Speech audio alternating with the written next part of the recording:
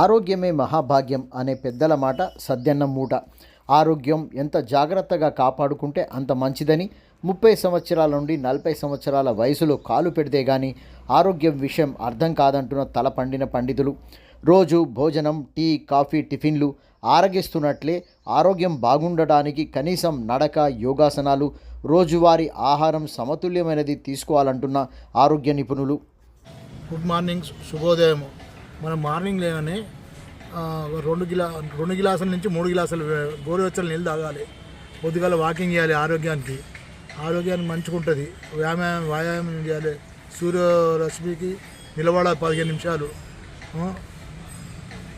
ఇంకా మనం హెల్త్గా ఉండాలంటే కంపల్సరీ అరగంట నుంచి 40 నిమిషాలు వాకింగ్ చేయాలి.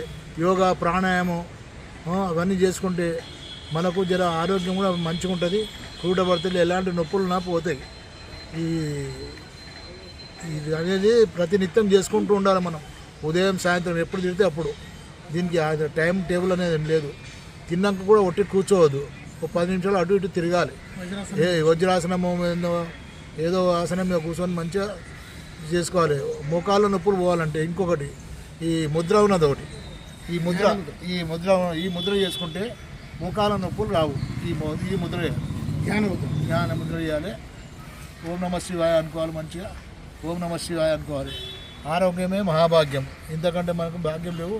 పైసలు పెడితే వేరే కొనుక్కోవచ్చు, ఈ ఆరోగ్యాన్ని కొనుక్కోలేవు. ఇది నాకు తోచిన విధానంగా నేను చెప్తున్నా. అందరి సమక్షంలో అది అందరు పాటించాలి. హలో అన్న, నమస్తే అందరికీ. నమస్తే. హలో అన్న, నమస్తే అందరికీ. ఆరోగ్య సూత్రం: రాగి చెంబు రాత్రిపూట నీళ్లు నింపి మనము తులసి చెట్టు కాడ పెట్టాలి. అది పొద్దుగాల లేవగానే తాగాలి. దాంతో సర్వరోగ నివారణం, బీపీ, షుగర్ లాంటిది ఎలాంటిది మన బాడీలో ప్రవేశించదు. రాగి చెంబు మహిమ అది. ఇంకొకటి తిప్పతీగ ఆకు. తిప్పతీగ ఆకు అంటే మన మోకాల నొప్పులకు చాలా మంచిగా పనిచేస్తుంది. తిప్పతీగ ఆకు రోజు 4 ఆకులు తింటే మోకాల నొప్పులు మంచిగా దూరం అవుతాయి. తిప్పతీగ ఆకు మనకి ఏడైనా దొరుకుతుంది. దానికి పైసలు పెట్టి కొన్ని అవసరం లేదు. మనం ఇంట్లో కూడా పెట్టుకోవచ్చు. ఆ ఆకుతో ఎన్నో మనకు బెనిఫిట్స్ ఉంటాయి. తిప్పతీగ ఆకు అందరు తినాలి. అది